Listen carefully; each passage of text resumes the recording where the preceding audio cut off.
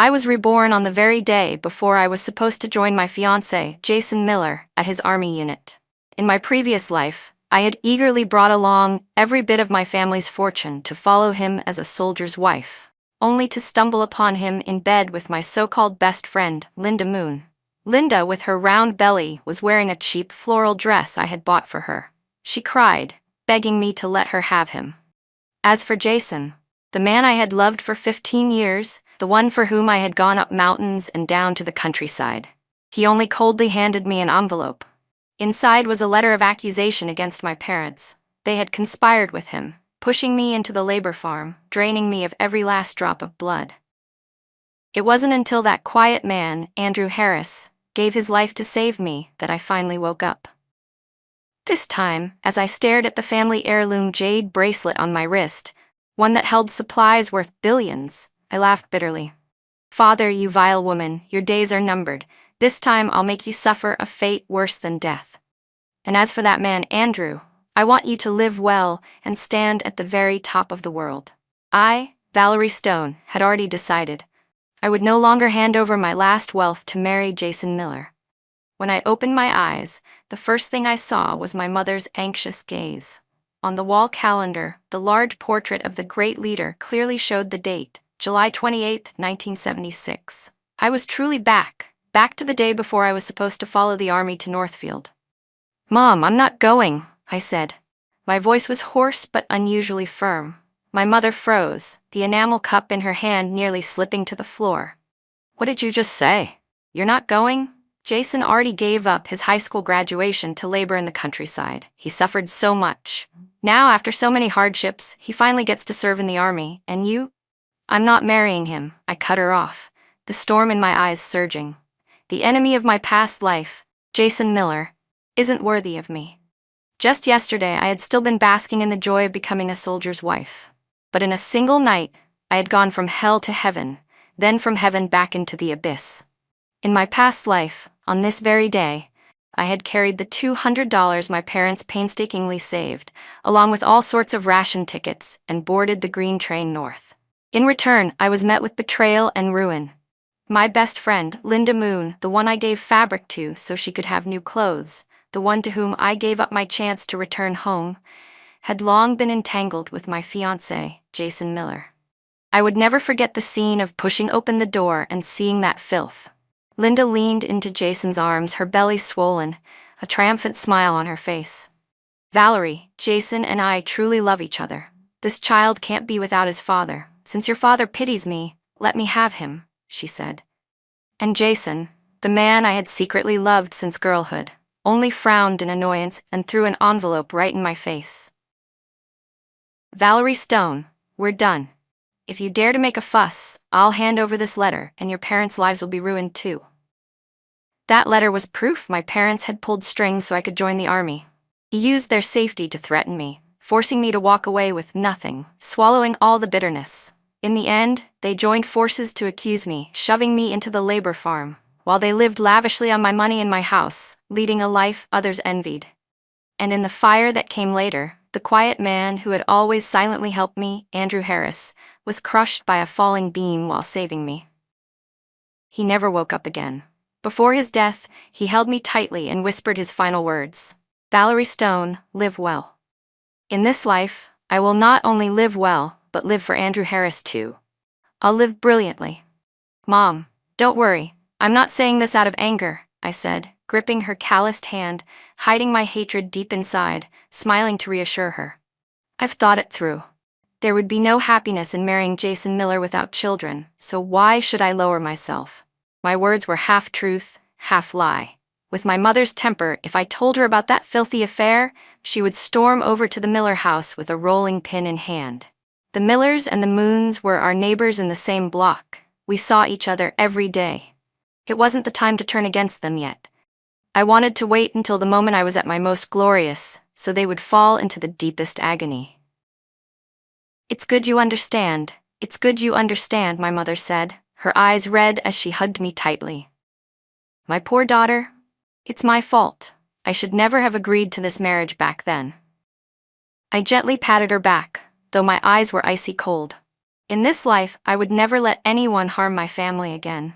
The silver bracelet on my wrist, which looked ordinary, grew faintly warm. This was the heirloom of the Stone family. In my previous life, I never knew its secret, not even at my last breath.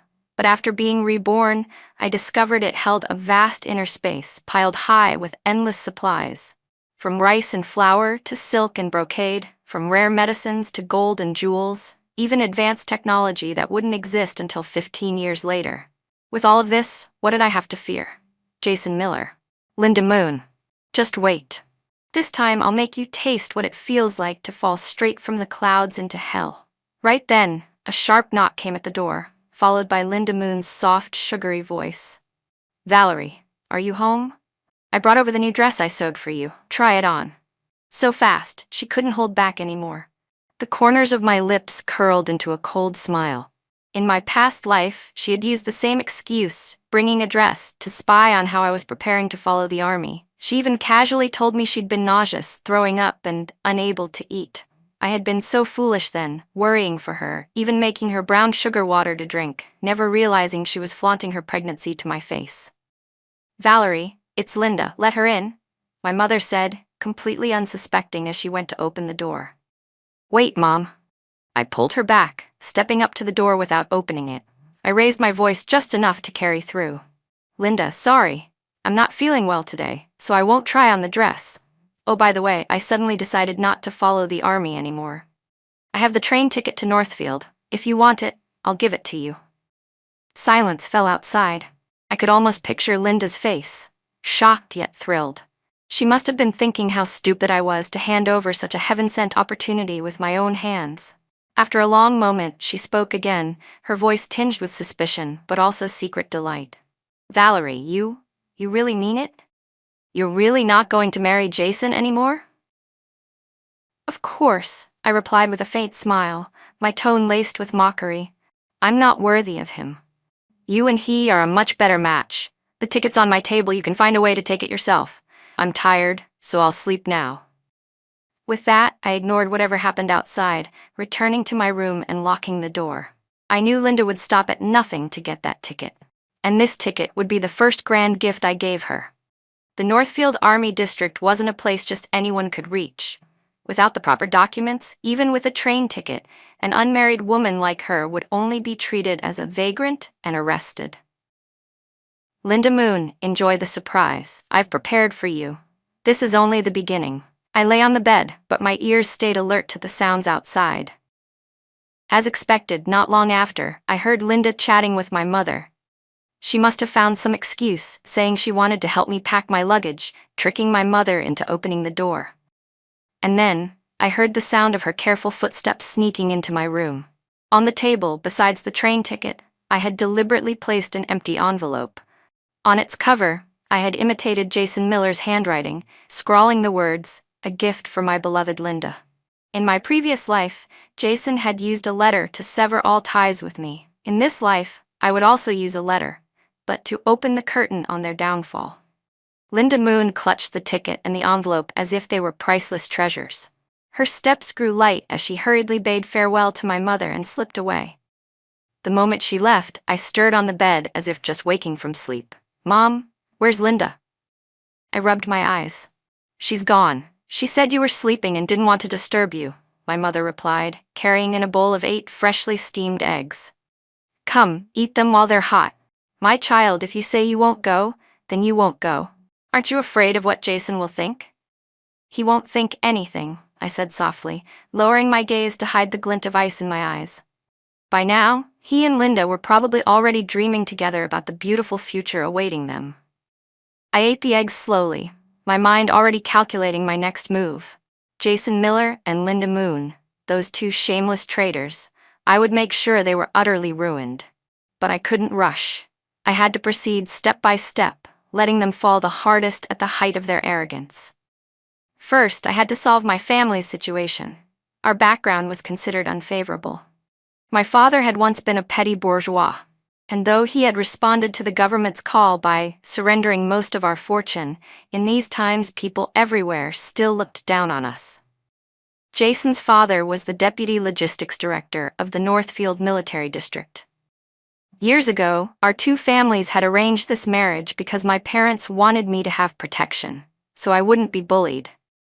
But now that the engagement had collapsed, the Millers would never let us off easily. I had to find my family a new support, one far stronger than theirs.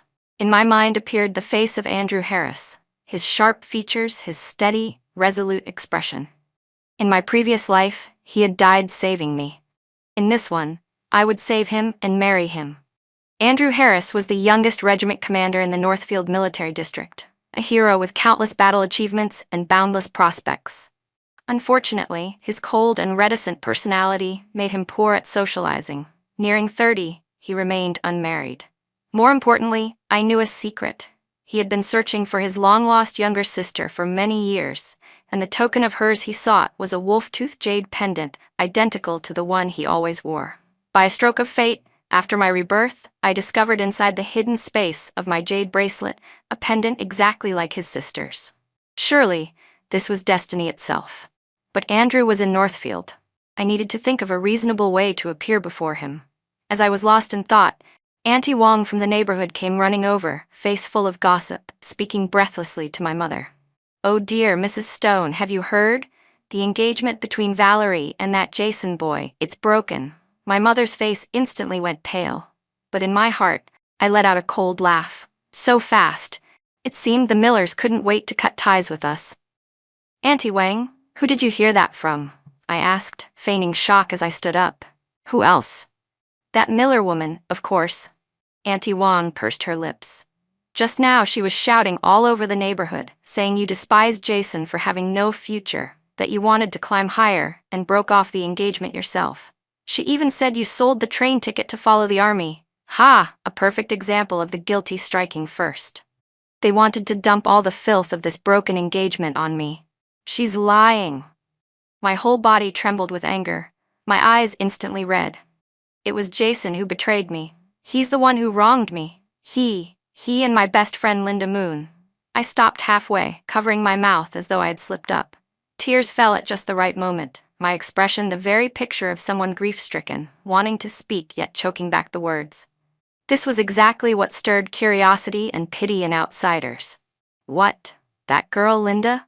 Sure enough, Auntie Wang took the bait, her eyes round as bells. She and Jason Miller? Good heavens, what shocking news! "Please, Auntie Wang, don't say nonsense," I quickly refuted, my voice still choked with emotion. "Linda is my best friend. She would never do something like that to me. As for the train ticket, I saw she wanted to go to Northfield too, so I gave it to her. I didn't sell it for money. How could the Millers slander me like this?" The more I defended Linda, the more Auntie Wang suspected there was something hidden. That was the art of words. Sometimes denial made people believe more than admission. I deliberately staged this act in front of her, so the neighborhood loudspeaker herself would spread exactly what I wanted everyone to know. And indeed, after offering me a few words of comfort, Auntie Wang bustled off. In less than half a day, the whole neighborhood would know I had been jilted, betrayed by both my fiancé and my best friend. I had already seized the battlefield of public opinion. Now all that remained was to wait for news from Linda Moon. By the timing, she must already have boarded the train to Northfield. Jason, meanwhile, was likely still in his unit, dreaming of the bright future he and Linda would share. I drew from my jade bracelet a recorder, a product from 15 years ahead, compact and with excellent sound quality. I cleared my throat, and, imitating Linda's voice, both aggrieved and boastful, I spoke into it. "Jason, I got Valerie's train ticket. Soon I'll be at your unit. She said she wasn't worthy of you, and stepped aside to bless us. Don't worry, the baby in my belly will be born healthy. From now on, our family of 3 will never be apart." Then I switched to Jason's cold, heartless tone. "Good. If you're here, stay in the communal housing she applied for. Whatever of hers you like, just use it. No need to be polite." This fabricated dialogue was enough to become the final nail in their coffin. I carefully put away the recorder, the corners of my lips curling into a chilling smile. "Jason Miller, Linda Moon, just wait. When your so-called happy news spreads through the military district, you'll become rats everyone wants to crush. That's when I'll come to Northfield myself, bearing a wedding gift for you too. And at the same time, To meet the man who truly belongs to me. The hook was already cast. All I had to do was wait for the fish to bite. 2 days later, the front of my house was bustling. As expected, the Millers came of their own accord to break off the engagement. Jason's mother, a plump woman who in my previous life had always wagged her finger at me, now stood at the gate, hands on hips, spewing spittle as she scolded. "Mrs. Stone, I don't mean to sound harsh, but your daughter Valerie's gone too far. My Jason has never wronged her, yet she says she won't marry him, and then turns around and sells the train ticket to follow the army. Isn't that a slap in the face to our family?" Neighbors gathered in a circle, pointing and whispering about us. My mother's face turned deathly pale, her body trembling. But because she felt guilty, for it was indeed I who first said I wouldn't marry, she couldn't find a word to argue back. I took a deep breath. Under the eyes of the onlookers, all waiting eagerly for the show, I stepped out slowly. "Mrs. Miller," I said, my voice not loud but carrying clearly to everyone present. "You claim I sold the train ticket. May I ask, do you have any proof?" She faltered for a moment, then stuck out her neck. "Proof? Who needs proof? Everyone here knows it's true. You just looked down on our Jason, thinking he had no future, so you wanted to climb higher." I met her gaze, my eyes steady, and enunciated each word. "All I know is that Jason Miller and I are not suited for each other." "Not suited? In what way not suited?" she snapped. "I say it's you. It's because he already has someone else in his heart." I cut off Mrs. Miller's words, sweeping my gaze over the circle of neighbors. My voice carried just the right blend of grievance and sorrow. "Mrs. Miller, you're my elder. Normally, there are things I wouldn't want to say, but today, since you've made such a scene, I'm forced to make things clear." I paused deliberately, giving everyone a moment to take in my words before dropping the bombshell. "Jason Miller and Linda Moon, do you really not know about them?" The courtyard instantly erupted into noise. Mrs. Miller's face darkened like pig's liver. She clearly hadn't expected me to dare say such a thing aloud. You're spouting nonsense. Shameless slander," she shouted, jabbing her finger at me. "Linda and my son are innocent. Don't you dare smear their names." "You know better than anyone whether I'm lying," I replied coldly, curling my lips into a sneer as I pulled something from my pocket and held it high. "This is the handkerchief Linda gave me just days ago. Look, she embroidered Jason's name on it. Tell me, have you ever seen an innocent girl give such an intimate item to a man?" That handkerchief was one I had borrowed from Linda herself. She had spent weeks embroidering it as a love token for Jason. Yet I revealed it first in front of everyone. The neighbors craned their necks to see, eyes widening at the clearly stitched name. "Well, would you look at that?" someone muttered. "Linda, who always looked so well behaved. Who would have thought?" Murmurs spread like needles, piercing Mrs. Miller's skin. Her face shifted from green to white. She could hardly stand upright. This must be a misunderstanding," she stammered. "Whether it's a misunderstanding or not, once Linda comes back from Northfield, won't it all be clear?" I said softly, twisting the knife. "Oh, but I nearly forgot. By now, she should have already arrived in Northfield, reunited with your good son." I deliberately emphasized 2 words, stepped aside, and blessed, dripping with sarcasm, leaving no pretense. Mrs. Miller froze in disbelief. She couldn't fathom why I, the girl she used to toy with at will, had suddenly become so sharp, armed with evidence she knew nothing about. Watching her flounder gave me no satisfaction, only a cold, implacable hatred. This was still far from enough. I wanted the Miller family to collapse completely. Just then, a dark green military jeep screeched to a halt outside the compound. It spun around and stopped squarely at the gate. The door swung open, and a young officer in a crisp uniform stepped out. 2 stripes and 1 star gleamed on his shoulders. His stance was steady as a pine, his face stern, eyes sharp as a hawk's. His commanding aura silenced the gossiping crowd in an instant. Everyone was stunned by this man's presence. Even I froze, for the one who appeared was Andrew Harris. "Why is he here? Shouldn't he be in Northfield right now?" Andrew ignored everyone else and walked straight toward me. His deep, penetrating gaze landed on my face, carrying an emotion I couldn't decipher. "You are Valerie Stone?" His voice was low, magnetic, like the strum of cello strings. I nodded instinctively, my heart racing wildly. He was younger than I remembered, but the pressure radiating from him was even greater. His eyes seemed to pierce straight through me. He wasted no words, giving me a direct command. "Come with me." I blinked, caught off guard. "Where to?" "The Civil Affairs Bureau," he replied tersely, dropping a bombshell even more shocking than mine. "To register our marriage." Not only I, but everyone present was left gaping in astonishment. Mrs. Miller looked as if she had seen a ghost, pointing a trembling finger from Andrew to me and stammering, "You two, what is this?" Andrew Harris shifted his sharp gaze toward Mrs. Miller. His voice was calm, but carried a weight of authority that brooked no resistance. "Comrade Valerie and I were introduced by the organization. We have been thoroughly vetted. If the Miller family dares to harass her again, it won't just be a matter of breaking an engagement." He paused, his eyes suddenly cold as steel. "I'll personally report it to the Military Discipline Committee and investigate those who abuse their positions to pressure a female comrade." Mrs. Miller's legs gave out, and she collapsed onto the ground, her face drained of all color. I looked at the man before me, like a god descending to rescue me, and waves surged in my heart. What is going on? Since when were Andrew and I introduced by the organization? Could my rebirth have created a butterfly effect? But whatever the reason, this turn of events was the greatest fortune for me. Meeting his deep eyes, I nodded firmly, my voice ringing out. "All right, I'll go with you. Marrying you has been my wish for 2 lifetimes. Andrew Harris, this time let me be the one to protect you. I won't let anyone harm you, not even a little." Under the astonished gazes of the entire compound, I followed Andrew and climbed into the military jeep. The engine roared to life, leaving behind the stares of shock, envy, and disbelief.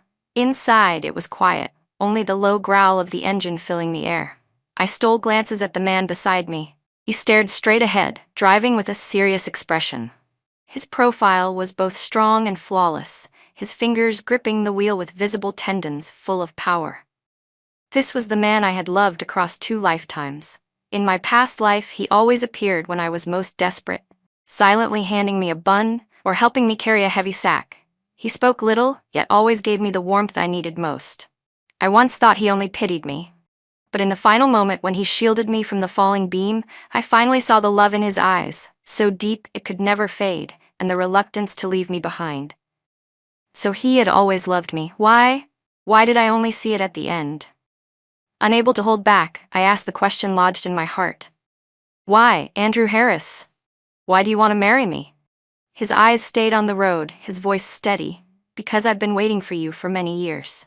My heart lurched. Waiting for me? He pulled the car over at a bend, yanked the handbrake, and turned to lock his deep gaze on me. "Yes, I've always been searching for you." From his pocket, he took out a wolf-toothed jade pendant strung on a red cord. Under the sunlight, it glimmered with a gentle light. His eyes, usually calm and cold, now flickered with tension and hope. "The girl I've been looking for," he said, "should carry a jade pendant identical to mine." My heart pounded uncontrollably. Almost without thinking, I reached for my wrist. The cold silver bracelet there? Could it be? My hands trembled as I unfastened it. Inside the band, hidden so well it could easily be missed, was a small wolf-toothed jade pendant, exactly like his. I lifted the bracelet with shaking hands.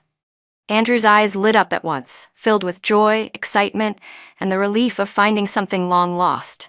He clasped my hand tightly, pressing the 2 pendants together. They matched perfectly.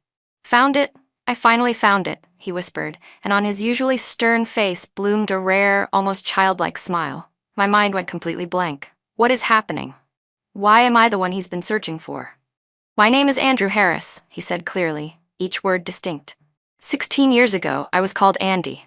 During the Great Flood, my parents gave their lives to save others. An uncle pulled me from the water. He gave me a jade pendant and told me to find the girl who had the other half. He said when I grew up, I was to marry her in his place and protect her for life. "That uncle was my father?" I asked in shock. Andrew nodded. "Yes. After I joined the army, I kept searching for him. Recently, I finally discovered his name, Thomas Stone. He worked in the Capitol. This time, I came back to fulfill the promise I made all those years ago." I was stunned. I never imagined that between Andrew and me lay such a bond of fate. My father had never mentioned this, Perhaps he thought it was just a casual request at the time, not worth remembering. But Andrew Harris carried it in his heart for 16 years, searching for me all that time. 16 years. No wonder the moment he returned, he came straight to me, already knowing everything about the Miller family. Yes, he said simply, nodding. I couldn't let you suffer injustice. That single sentence shook me more than any sweet talk could. My eyes burned hot. All the humiliation and misery of my past life suddenly had an outlet. So I had never been alone. All along, someone had been steadfastly searching for me, longing for me. Andrew Harris. I lifted my head to meet his deep, steady gaze and said seriously, I agree to marry you, not because of a promise, and not out of gratitude, but because I love you. That last part I kept inside my heart. The corners of Andrew's lips finally curved into a distinct smile. With clumsy but gentle fingers, he wiped away the tears at the corner of my eyes. Don't cry. From now on, I won't let anyone bully you again. The Jeep started up once more, this time heading straight for the Civil Affairs Bureau. I knew that from today, my life would turn to a brand new page. As for Jason Miller and Linda Moon, their play was about to begin. I pulled out the recorder and pressed play. The intimate conversation between Linda and Jason filled the small cabin. Andrew's expression turned cold instantly. What is this? A wedding gift I'm sending them, I said with a smile, then told him my entire plan. He listened in silence for a moment before saying, That's still too light. I saw the sharp glint in his eyes, and knew at once we were the same kind of people. With enemies, neither of us would ever show mercy. Don't worry, I said, leaning back against the seat as the scenery slipped by outside the window. This is only the beginning. The marriage registration procedure was completed much faster than I expected. Because of Andrew's special status, we went through the fast lane. In less than half an hour, 2 bright red marriage certificates were placed into our hands. I stared at the black and white photo, the two of us standing side by side. It felt like a dream. His face was still as cold as ever, yet in his eyes there lingered a hint of gentleness. Even he might not have realized it. As for me, I smiled with crescent eyes, a joy rising from the depths of my heart, something no acting could ever fake. Congratulations, Comrade Commander Harris. Congratulations, Comrade Stone, the civil affairs officer said solemnly, raising a hand in salute. Andrew returned a standard salute, then handed me one of the certificates. Keep it safe. Yes. I tucked it carefully into the pocket closest to my heart, where it still carried the warmth of him. When we left the Civil Affairs Bureau, Andrew glanced at his watch. It was 3 in the afternoon. I have to return to the unit in 2 hours. Where do you want to go? Home. I answered without hesitation. I couldn't wait to show my parents this certificate and ease their worries. At the same time, I wanted to see the Millers' reaction now. The moment we walked hand in hand through the compound gate, the effect was explosive. Everyone who saw us looked as if they had seen ghosts. Auntie Wong was so dramatic she covered her mouth with her hand, then leaned toward my mother and whispered, Mrs. Stone, is it true? Did Valerie really marry Commander Harris? My mother straightened her back, her face shining with pride as never before. She took the marriage certificate from my hand and raised it high, displaying it like a medal for everyone to see. Yes, that's right. My daughter today has officially become the revolutionary wife of Comrade Andrew Harris, commander of the Tiger Regiment of Northfield Military District. The crowd instantly exploded. Oh my God, the Tiger Regiment? That's a hero's unit. The Stones really had fortune fall right into their lap. I told you Valerie was blessed with good luck. Look, didn't she just happen to meet someone even better? Only a few days ago, these same people had pointed fingers, piling scorn onto my family while we were down. Now, one after another, they plastered flattering smiles on their faces, spilling out endless congratulations. This was reality. When you're weak, villains flock to tear you down. But when you're strong, the world greets you with warmth. As for Mrs. Miller, when she caught sight of the marriage certificate, her eyes rolled back and she collapsed in a faint right at the gate. The Miller household fell into chaos immediately. I looked at it all coldly, without the slightest ripple in my heart. This was only the beginning. When we got home, my father, Thomas Stone, stared at the certificate for a long while before finally sighing and patting Andrew on the shoulder. Andrew, From now on, Valerie is entrusted to you." "Don't worry, sir," Andrew replied firmly. "With my military honor, I guarantee she will never suffer even the slightest grievance." That one word, "sir," made my father's eyes redden. He clasped Andrew's hand, and the two men began talking about the flood years ago, about fallen comrades. Their conversation was heavy, honest, and solemn. Meanwhile, my mother pulled me into the bedroom. "Valerie, tell me the truth. You and Commander Harris, what is this all about?" I still can't rest easy, so I told her exactly what Andrew had explained to me, of course, leaving out the part about my rebirth. After listening, she held me tight, crying and laughing at once. "So that's it. Truly heaven's will. The good deed your father did back then has finally been repaid." Once I soothed my parents, I checked the clock. It was time.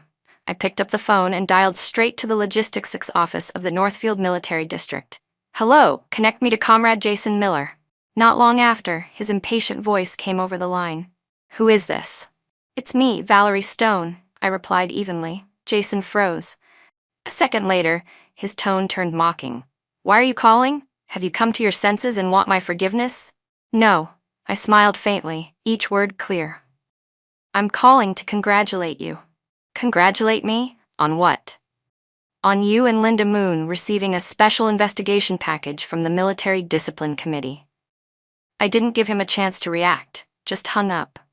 Then I retrieved the recorder and anonymously sent the file inside through the military's internal channels, addressed to both the Military Discipline Committee and the political commissar of the Tiger Regiment. I knew Andrew's unit was the strictest of them all, tolerating not even a grain of sand in its eye. Corrupt behavior and attempts to cheat the soldier quota, families like Jason's and Linda's, once investigated, would face consequences beyond imagination. Only after doing this did I feel the fire in my chest ease a little.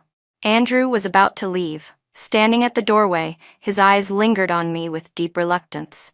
"Once I finish matters at the unit, I'll come back to get you. All right?" I nodded, reaching up to straighten his slightly rumpled collar. "Don't worry about me at home, but you must also take care of yourself in the unit." "All right," he murmured, and suddenly pulled me into his arms, holding me tight. His embrace was broad and warm, carrying the faint scent of tobacco mixed with sunlight. "Wait for me," he whispered by my ear before striding away. I stood at the door, watching his figure fade into the golden sunset until it was gone. But I knew we would see each other again soon. Next time, I would stand proudly at his side, not just as his wife, but as a soldier's comrade in arms, sharing his battles shoulder to shoulder. For now, though, one last act still needed to come to an end. "Linda Moon, my dear best friend. Your celebration is over. Your beautiful dream will only last for exactly 1 day later." Linda Moon carried the train ticket I had given her and rushed eagerly to Northfield. She thought that waiting for her there would be Jason Miller's warm embrace and the ultimate glory of becoming a soldier's wife. But reality slapped her hard in the face. The moment she stepped off the train, before she could even find Jason, she was stopped at the station by the inspection team. "Comrade, please present your documents." "I'm here to join my fiancé, Jason Miller," Linda said confidently, holding out the train ticket. The inspector glanced at the ticket, then at her, his eyes turning icy. "To follow a soldier requires an official transfer order and an introduction letter from the unit. A train ticket alone is not valid. Comrade, come with us." Linda froze, dumbstruck. She was escorted to the guest house for questioning. No matter how she tried to explain that she was Jason's fiancée, that the ticket had been given to her by Valerie Stone, no one believed her. At that time, a young unmarried woman traveling alone to a remote border military district was already suspicious enough. Moreover, her stammering excuses and lack of evidence only made things worse. News of this quickly reached Jason Miller. When he received the notice and rushed to the guest house, he was utterly stunned. He hadn't expected Linda to be so reckless as to come alone, nor that she could be so foolish as not to even know the most basic procedures for following a soldier. The moment she saw him, Linda ran into his arms like he was her savior and burst into tears. But Jason shoved her away, his face twisted with disgust and irritation. Because at that very moment, he himself was barely hanging on. That morning, the regiment's political commissar had summoned him and scolded him for an entire hour. The fabricated recording had spread all the way up to the higher authorities in the district. Even though the Military Discipline Committee hadn't reached a conclusion yet, the label of improper conduct and inappropriate relations with a female comrade had already been slapped firmly onto him. His chances of promotion that year were completely ruined. And the cause of it all was the useless woman standing before him. "What are you doing here?" Jason growled through clenched teeth. "I wanted to give you a surprise." Linda whimpered, aggrieved. "Valerie gave me the ticket. She said she would step aside and bless us. She wanted to destroy us." Jason nearly raised his hand to strike her. "Do you realize? Because of you, our affair is now known across the entire military district. I'm ruined because of you." Linda's face went pale, disbelief written all over her. That can't be. Valerie, But she was no longer the naive Valerie Stone they thought they could manipulate at will. Jason finally realized he had fallen into a massive trap. The moment Linda accepted that ticket, Valerie's scheme had begun. Just then, the guest house door swung open. Andrew Harris's bodyguard, Sergeant Jang, entered with 2 comrades from the Military Discipline Committee. Their faces were cold and expressionless. "Jason Miller, Linda Moon," one of them said sternly. "Our investigation confirms the 2 of you have engaged in an improper relationship, a serious violation of military discipline. You are to come with us immediately." Linda's legs gave out and she collapsed onto the floor. Jason's face turned ashen. He knew it was over. What awaited them would be strict disciplinary punishment, possibly even expulsion from the army and being sent back to their hometowns. And all of it was thanks to Valerie Stone. Jason's eyes flickered with boundless hatred. "I learned of all this from Andrew himself. On the second day after he returned to his unit, he called to tell me he was safe, and, almost like telling a joke, mentioned the fate of Jason and Linda. They were under disciplinary detention, awaiting investigation. Jason's father had tried to pull strings for him, but Andrew's father had personally blocked him. Later, I discovered that Andrew's father was a high-ranking leader in the military district. So they got off lightly," I answered coldly. Andrew's voice carried a hint of amusement. "That's why I added a little seasoning." "What kind of seasoning?" I asked. "The letter you gave to Linda Moon," he replied. I froze for a moment, then burst into laughter. The letter I had forged in Jason Miller's handwriting, gifted to my beloved Linda, was now the final nail in their coffin, irrefutable proof, impossible to deny. "Well done, Commander," I praised. "Call me Andrew." His deep, gentle voice came through the receiver. "Andrew," I whispered. My cheeks burned. "Valerie," he said softly, "I filed the report. At most, in half a month, you'll be allowed to follow the army. Wait for me." The call ended, but my heart was restless. The thrill of vengeance, mixed with the anticipation of a new life, made me even more eager for Northfield, the land where the man I loved and the future I dreamed of awaited me. I began preparing to follow the army. With the space inside my jade bracelet, I hardly needed to pack anything. Rice, flour, vegetables, even pork and beef, all stored inside, forever fresh. All I really needed was to pack a few sets of clothes and some daily necessities, just for appearance's sake. Seeing me busy each day, humming while I worked, my mother's laughter grew brighter. My father used his connections to inquire about Northfield's conditions, and even specially prepared a few books for me on farming and animal husbandry. Northfield may be tough, but it's vast and sparsely populated. There will be opportunities. You and Andrew can live there without worry. Don't fear hardship." "Yes, I know," I said, hugging his arm warmly. Having my family's support truly felt wonderful. Just as I was happily waiting for notice to join the army, someone unexpected appeared. It was Linda Moon's mother. She looked haggard, a few new strands of silver in her hair. The moment she saw me, she fell to her knees with a thud. "Valerie, please, I beg you, forgive Linda. She knows she was wrong. For the sake of the bond between our 2 families all these years, can't you spare her this once?" Tears streamed down her face as she pleaded. But I felt nothing. The bond between families? Where was that bond when Linda and my fiancé rolled around together? Where was it when they conspired to send me into the labor farm to suffer torment? "Auntie, what are you doing? Please stand up," I said, stepping back to avoid her kowtow. "Your daughter did wrong, and she deserves to be punished. You've come to the wrong person. No, Valerie. Only you can save her.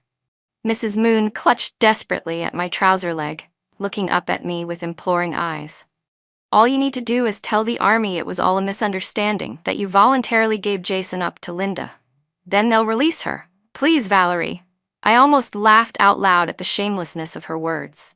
At this point, instead of letting her daughter admit guilt and repent, she wanted me to lie and take the blame for them. Typical logic of a thief. Auntie, did you forget? Linda is already pregnant. My voice was icy. She and Jason carried on while he was still engaged to me. That's a fact. Nothing can change that. That was Jason's fault. Mrs. Moon cried, instantly shifting all responsibility. He seduced my daughter. She's naive. That's why she was deceived. Is that so? I arched a brow. Funny, because I heard Linda was the one writing him love letters, embroidering handkerchiefs, even seeking him out at his unit. Those were details Andrew had shared with me. When the Military Discipline Committee investigated, they had found an entire stack of Linda's shameless love letters hidden under Jason's bed. Mrs. Moon froze, clearly shocked that I knew everything so precisely. Valerie, even so, Linda has been your closest friend since childhood. You grew up together like sisters. Can you really bear to see her destroyed? Closest friend, I repeated slowly, the words dripping with irony. I treated her as my dearest friend, but what did she treat me as? Was I just a fool, a stepping stone for her to climb higher? I bent down, locking eyes with Mrs. Moon, and spoke each word clearly.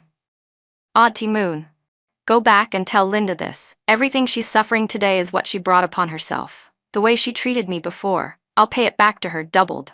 And this is only the beginning. My voice was quiet, but sharp as ice cutting into bone.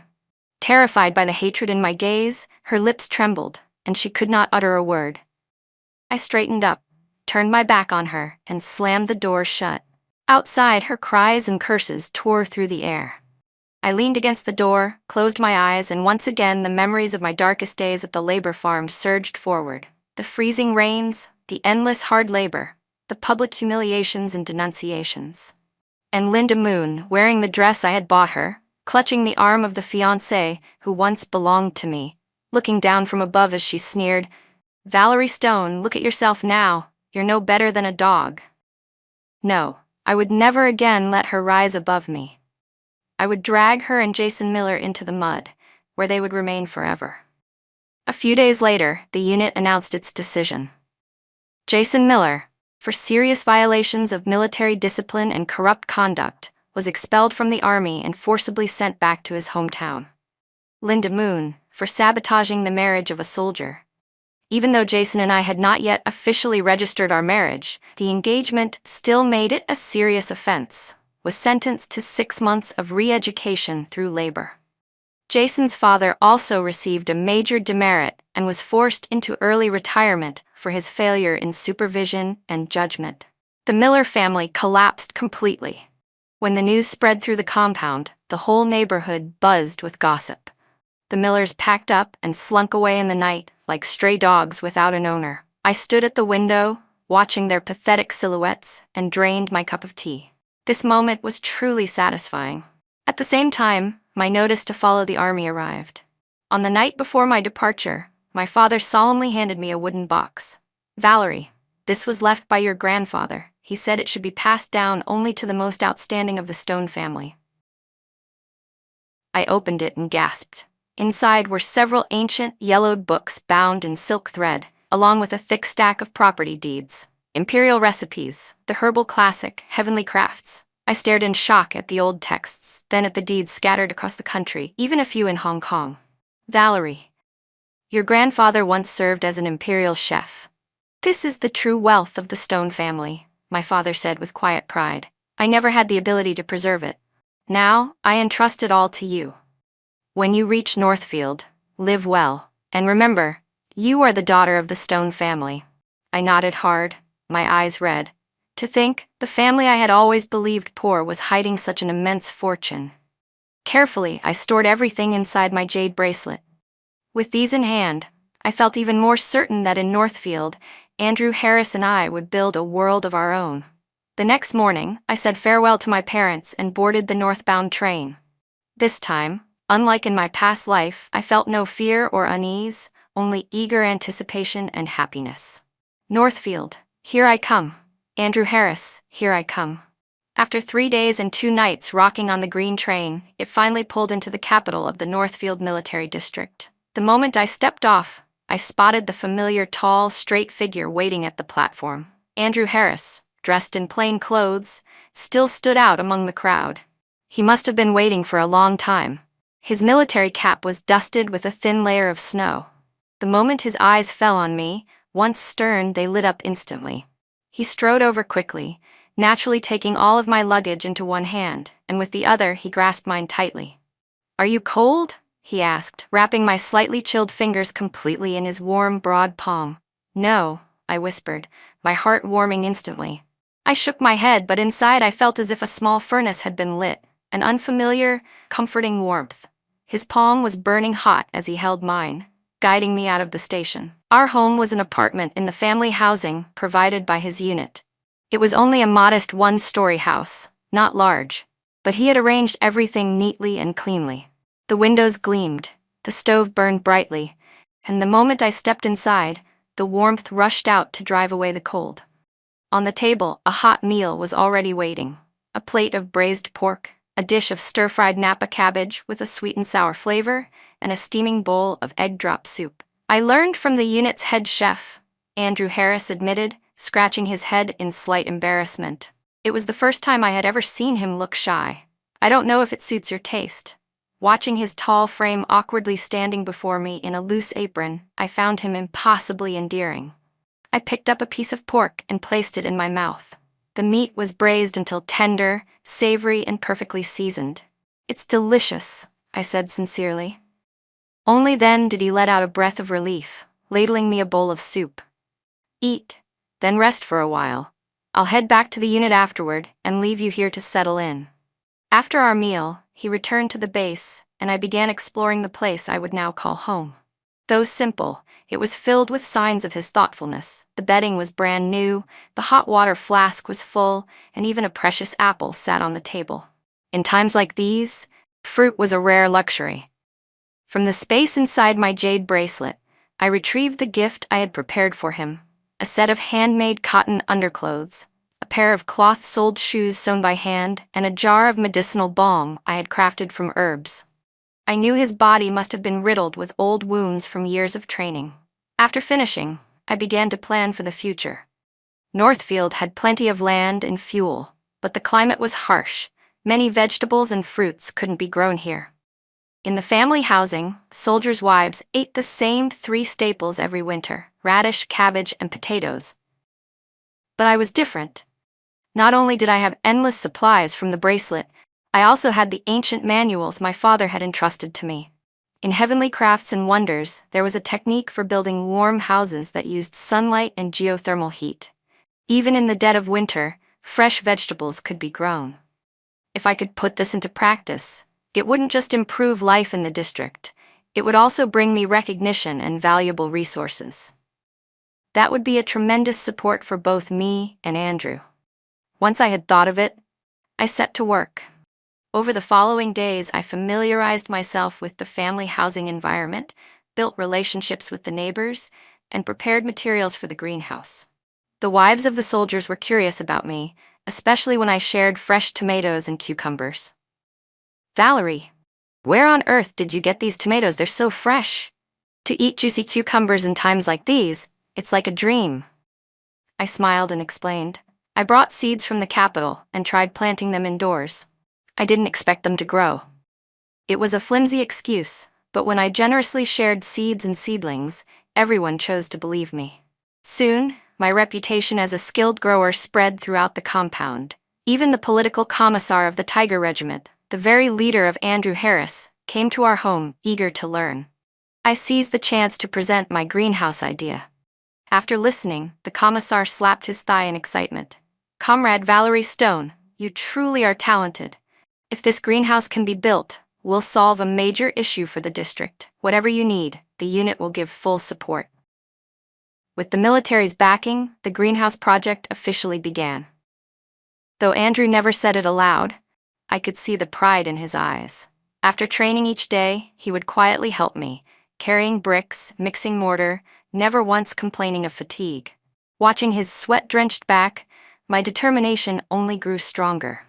I knew our good days were only beginning, but I hadn't expected trouble to come so quickly. That day, while I was at the construction site directing the framework of the greenhouse, a woman dressed in stylish clothes suddenly appeared. Her makeup was flawless, and she walked arrogantly into the construction site, surrounded by a small group of followers. "You're Valerie Stone?" she asked, looking me up and down with eyes full of disdain and hostility. "You're the one who stole Andrew from me." The way she came, it was clear she was here to provoke me. I studied the woman quickly, sorting through the information in my mind. Her name was Vivian White, a pillar of the district's performing troupe, and the daughter of the deputy commander of the military district. For years, she had claimed to be Andrew Harris's fiancée, and the entire district had assumed they were a pair. In my past life, she often obstructed me, though back then I was just a pitiful girl living off Andrew's sympathy. She hadn't even bothered to deal with me directly. But this time, I was Andrew's legal wife, and Vivian White wasted no time in confronting me. "Yes," I said evenly, setting down my design plans and meeting her eyes without flinching. "I'm Valerie Stone, Andrew Harris's wife, but I don't recall stealing Andrew from anyone." I deliberately emphasized the words wife and Andrew, and her face instantly paled. Furious, Vivian jabbed a trembling finger at me, but for a long moment, no words came out. You're just some country bumpkin. What right do you have to marry Andrew? What tricks did you use to seduce him? What did you rely on?" I let out a soft, mocking laugh. "I relied on the fact that we were formally introduced through the organization and married properly. Comrade Vivian, if you have objections to our marriage, you're free to file a report with the organization. But making a scene here, disturbing the unity of military families, that wouldn't look good, would it?" My reasoning was clear, leaving no gaps for her to exploit. The soldiers' wives who had gathered to watch whispered among themselves. "She's his legal wife, with the certificate to prove it." Vivian is being way too domineering. Andrew never promised her anything. Hearing the murmurs, Vivian's face grew even darker. One of the female performers beside her quickly stepped in to defend her. "Don't get cocky, Valerie. Only our Vivian and Commander Harris are truly a match made in heaven. Who do you think you are? Just some woman who climbed up by trading favors. What's there to be proud of?" I fixed them with a cold stare, knowing I couldn't let this pass. Today, I had to establish my authority. My lips curved into a frosty smile. "Then tell me, what favors did I supposedly trade? I'd like to hear." Caught off guard, the performer stammered, unable to give a straight answer. "Well, anyway, you. I stepped closer, my tone cutting.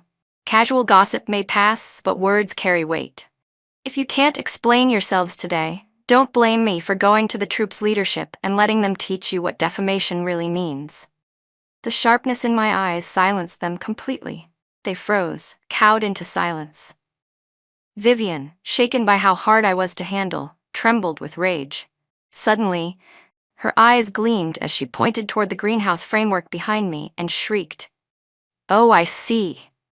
You're clinging to that shabby shed to win the commissar's favor just so you can stay by Andrew's side. Let me tell everyone, this thing will never work. Growing vegetables in Northfield, pure fantasy. She's a fraud. She wanted to destroy me on professional grounds." "Fraud or not, that's not for you to say," I replied calmly.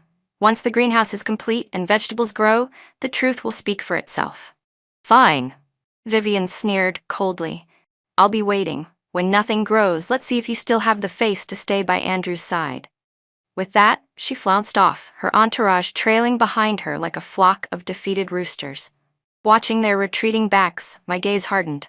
"Vivian White, do you really think this is over? How naive. Today, you've delivered yourself right to my door. Just in time to give me the perfect opportunity." That night, when Andrew Harris came home, his expression was unusually serious. "Vivian White came to see you today?" he asked. I nodded, my hand pausing as I ladled soup into his bowl. "She didn't do anything to you, did she?" His brows furrowed as he took my hand, scanning me up and down with worried eyes. "I'm fine," I said softly, warmth blooming in my chest. "She just shouted a few things. said I was a fraud and that the greenhouse would never work. Andrew's frown deepened. Don't pay her any mind. Just focus on the greenhouse. Whatever happens, I'll bear it with you. I know. I looked at him, then suddenly smiled. But Andrew, I don't want to let this slide so easily. His gaze sharpened. What do you want to do? I want her to lose, and admit it. I want her to pay for what she did today. My eyes glinted with mischief. I laid out my plan. After listening in silence, the corner of his lips curved into a wicked smile I had never seen before. Do it. The look in his eyes was full of indulgence and affection. My wife isn't someone just anyone can bully. With his support, my confidence soared. Vivian White, get ready. Soon, news spread throughout the military district. Comrade Vivian White of the performing troupe and I, Valerie Stone, had made a bet. The wager was whether my greenhouse could produce its first harvest of fresh vegetables before winter set in. If I won, she would have to apologize to me publicly in front of the entire district. If I lost, I would leave Andrew and walk away from Northfield for good. The bet exploded across the district like wildfire. Everyone thought I had lost my mind. How dare I challenge the deputy commander's daughter? But only I knew victory was already mine. Because this greenhouse wasn't just a structure, it was a resounding slap in the face to everyone who had looked down on me. Under the scrutiny of the whole district, construction of the greenhouse moved forward at astonishing speed. Using the knowledge from heavenly crafts and wonders, combined with modern architectural principles, I designed a structure far sturdier, brighter, and better insulated than anything this era had ever seen. Next came seeding and cultivation. From my bracelet space, I chose the highest yield, cold-resistant seeds, and nourished them with a special solution. By the very next morning, tender green shoots covered the soil, brimming with life. Everyone who came to see it was stunned, whispering that I must be some kind of fairy who could turn stone into gold. Vivian came once. Her face was stiff with shock, but her lips still sneered. These are just seedlings. Who knows if they'll survive long enough to bear fruit? I didn't bother arguing. The truth would speak louder than words. Under my meticulous care, the crops thrived. Cucumbers, tomatoes, peppers, eggplants, vegetables unheard of in winter, grew heavy with fruit. Finally, before the season's first snowfall, the greenhouse celebrated a magnificent harvest. Baskets overflowing with vibrant greens and bright reds were carried out and laid before the entire district. The crowd erupted. My God! It's real! They actually grew. Unbelievable. This means fresh vegetables in winter from now on. The commissar gripped my hand, his voice trembling with excitement. Comrade Valerie Stone, you've made a tremendous contribution to the district. A tremendous contribution. I smiled and shook my head, my eyes searching the crowd until I found her. Vivian White stood at the very back, her face chalk white, her body swaying as if she might collapse. I walked toward her slowly, each step pressing down on her fragile pride. Comrade Vivian White, I said, standing tall before her. Now, do you still think I'm a fraud? She bit her lip, silent. According to our bet, isn't there something you should do?